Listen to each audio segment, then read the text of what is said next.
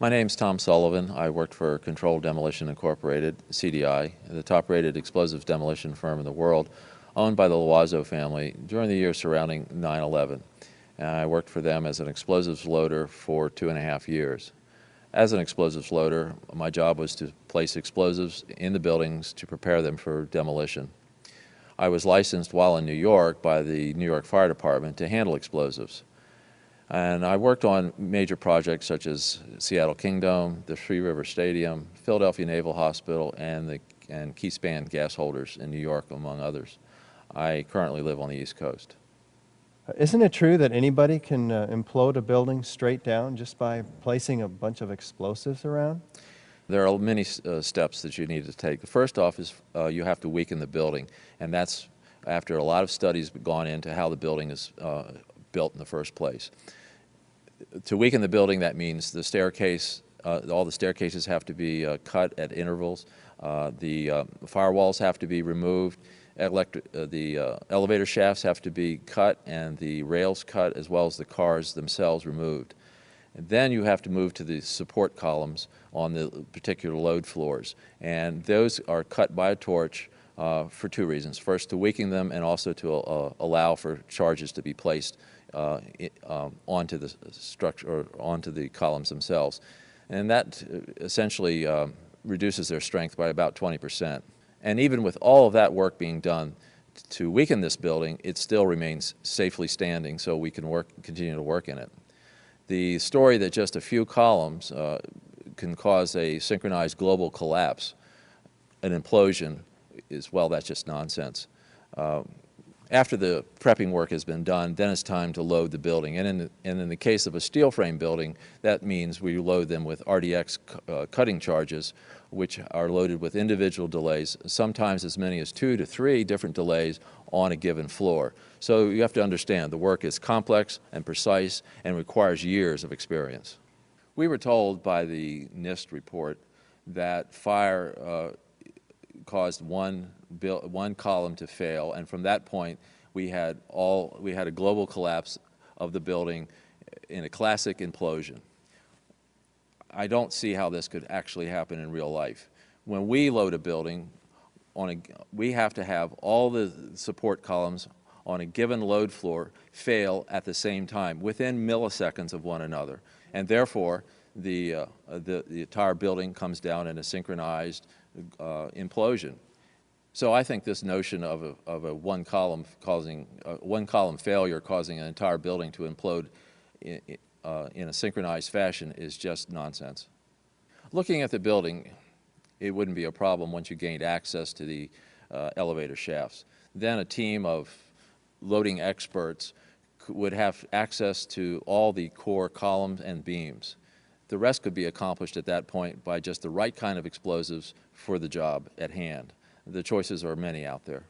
Well, I've worked on buildings, steel frame buildings, where essentially you load only the bottom third of the building, and that causes the building to implode. Yes, we have loaded buildings in that fashion, where just the core support columns are loaded, and we don't necessarily have to load the outside perimeter columns to have this building come down successfully. With steel frame buildings, you don't have to load all the floors to have a successful implosion. Only the bottom third of the building needs to be loaded to have a successful implosion. For instance, I worked on a building in Hartford, Connecticut, the CNG building, where we did just that. You wouldn't need miles and miles of det cord. You could have used wireless remote detonators, and they have been available for years. You need to only look at an action movie to see them in use, and of course the military has them as well. Contractors don't use them, on the other hand, because they're just too expensive. Well, you wouldn't have found steel casings to be left in the rubble. They haven't been used for years. What we use now is RDX copper-jacketed shape charges, and when they're initiated, there's nothing left of those charges. And in the case of thermite, well, thermite self-consuming cutting charges have been around since they first patented in 1984. So there would be nothing left in the debris pile except some residue of molten iron. Well, the key word here is controlled demolition, and I emphasize the word controlled. We use careful placement of the charges. They're always focused and precise. And we're just not talking about setting off a bomb here. Plus, the amount and type of explosives can pretty well take care of any collateral damage. With any implosion, you don't hear one massive boom sound. What you do hear is smaller explosions going off, which leads up to the implosion of the building. Mr. Sunder of NIST has said that you would, if this had been a controlled demolition, you would have heard a large, massive bomb going off, a big boom.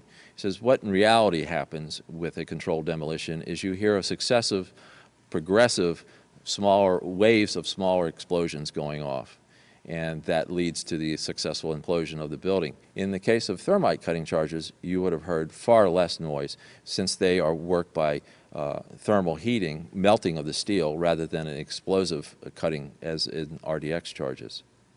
Now, regarding the criticism that this couldn't have been a controlled demolition because the building apparently exhibited a bit of lean as it came down, well, in my experience, this isn't exactly precise. The buildings can lean a bit as they come down with any implosion.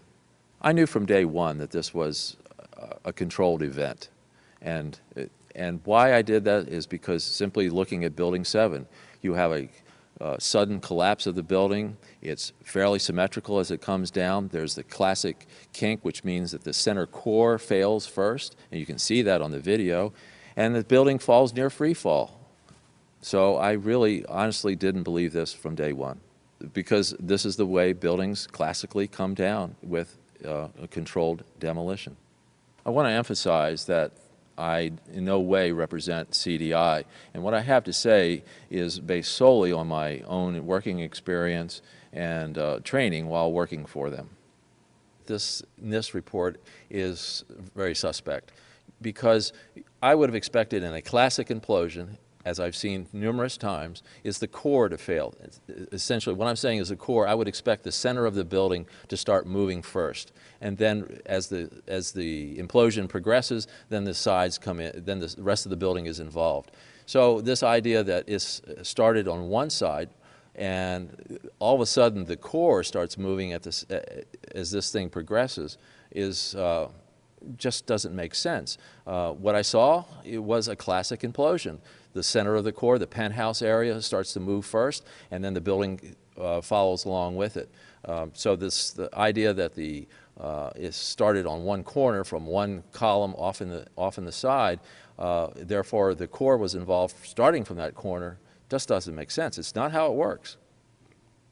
Well, again, if you listen to the testimony of people on the ground, they're reporting exactly what I would have expected. I mean, I've been to all the implosions that when I was working at CDI. Again, as you point out, I photographed them.